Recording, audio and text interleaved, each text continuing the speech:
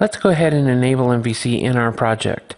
We talked about this earlier that ASP.NET 5 can do a number of things, but we're opting into each of the successive features we want. We're growing the size of this application as we have different services we want, and MVC is certainly part of that. So we go down to our startup. We'll want to actually use configure services to add MVC to the services that we can use in our application. And so we want to make a call called add MVC. Add MVC, like those other elements we saw a minute ago, isn't being included here, and that's because we haven't brought in the NuGet package yet. We haven't configured this project.json to include that. Then we could certainly open up our project.json and add it here as one of the dependencies. But inside of Visual Studio, we can shortcut this by just using the helper over here. And it knows, oh, add MVC is in this package, and we're using beta 7. If I just click on that, it's going to go ahead and add that project in for us. In fact, if we look at project.json, we'll see it added MVC as a requirement. It put it first because by default, when we're adding them automatically, it's alphabetizing them. So now that services have the MVC interfaces associated with them, we can use them in other contexts. And this is an important idea that we really haven't touched on. In the startup, there are two methods. One is configure services, and this is really configuring the dependency injection container, all the different kinds of services that we're going to use across our application that we can request as necessary to be injected into certain parts of our application for simplicity. And that's all we've done here is say, grab all of the MVC associated services and put them into the service container. Down here in configure is where we actually have to turn on MVC. We've enabled it inside of our project, but we haven't turned it on. We can do that with app.useMVC. So here we're telling it go ahead and expect to be listening for requests in the style of MVC. Now that we've included MVC as well, we can go back to our controller and we can fix these up. The first thing we'll want to do is derive from the controller class. And we can use control period to go ahead and add that using up in our project as necessary. Now that we've included this, it knows about iActionResult and knows that returning a view will correctly try to search out that view for us. If we go over to our view again, we'll see that ViewBag is now supported and that we're getting all of that resolved. And all of this happened because we were missing the MVC assemblies in our project. Let's go ahead and run this briefly. When we go to this home page, we're not getting the result we might expect. We might expect it to be looking for that controller and view that we asked for, but we've not actually told it what we want to listen for. Let's do that next. Inside the call for use MVC, we can actually supply it a callback that will configure the routes. And so let's just use a lambda for that. I'll say config, and then let's just put a code block here and say config dot map route, and then we're going to supply the route for us. This has a number of different properties that we care about, but we'll go ahead and use the style of using the name of the parameter to simplify it. So I'll just call this our default route. Our template will be controller action ID. Let's talk about what that template is.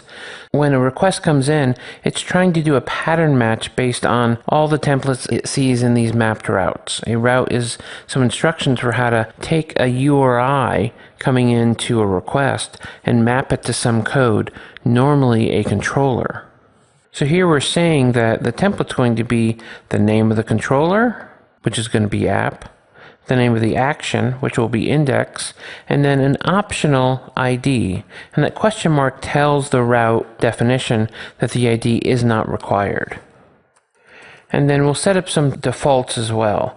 So the defaults are just going to be a new anonymous object that define the items in the template if they're not supplied.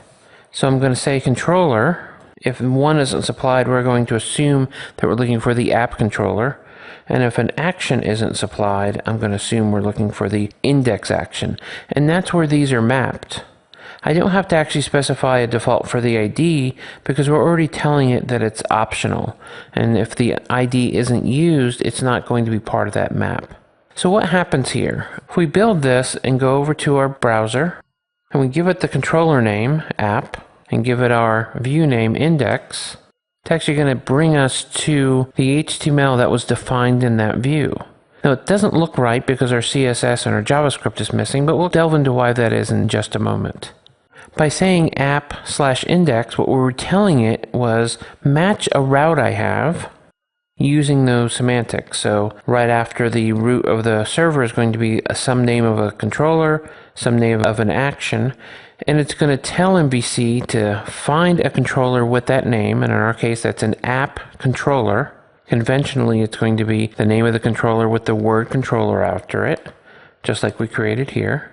And then the action is going to be the method I'm going to try to match. Here's that method called index. And because ID wasn't supplied, it didn't expect to be looking for a method that had a parameter for the ID. We could certainly have another method here that took an ID and would map if someone specifically put an ID after app and index. And later on we'll be using these routes a little bit more so you can understand that. But what happens when I don't have anything after the server name, just the root? In that case, it's taking us to a view, but is it the correct view? It is, in fact, because we're seeing that the title is including that home page element. Why is that working? That's working because we told the route that if the controller isn't supplied, assume it's the app controller. Use that as a default. And if an action isn't supplied, assume it's the index action. And so these are the default properties, so when we have none of them supplied, we're telling it that the root of our page should be app and index.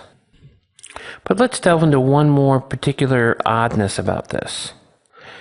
In the browser, when we go to the root here, our website looks correct. In fact, all the little pieces work just like it did when it wasn't in a view, but it was just a plain old HTML file. The reason it works here is because when we look at the view, we have certain links here that assume that we're at the root of the website. These assume that we're going from the URL we're at that we got here, and we're looking for CSS/site. And this is true for the images, this is true for the scripts as well. They're assuming that we're all going to be at the root of this www root, which was true in the beginning. But what happens is when we go to essentially the same view by saying app index, we're still getting the HTML structure returned, but it's failing to find everything else. And why is that? It's failing, and I'll just use CSS as an example because this is the link to the CSS. So when it's trying to find it, it's literally assuming it's going to be at this address, right? The name of our page /CSS/site, which of course it isn't in there. It's way back down here at the root. So how do we solve this? Inside Razor Pages, there's a special syntax here, and it starts with a tilde and then a slash. And this effectively tells ASP.NET MVC that you want to go to the root of wherever this project is hosted and start looking for the elements there. Now we could get away with just using a slash, assuming we were always hosting this at the root of a web server like this. But with the way that hosting goes, we could certainly have our entire site under our site, and then that root pathing won't work. The convention here is whenever you have these relative paths to resources that are in www root, go ahead and prefix them with tilde/. And let's go ahead and fix all of these with tilde/. There's only a couple of them. I'm using images, and I think the only other ones are the scripts. So this is telling it how to find those by going to the root of the site, the www root, and then finding those resources. If we refresh this with our app index, we can see it now works. In both cases, it's going to get those resources in the right place because both of those URIs actually map to the same controller and view. We're going to have a couple of different pages as represented by these different links here. How do we go ahead and make these pages all share some of the same commonality, like the sidebar, maybe the footer, maybe a to be used later header? How do we reuse those elements? Let's do that next in the next video.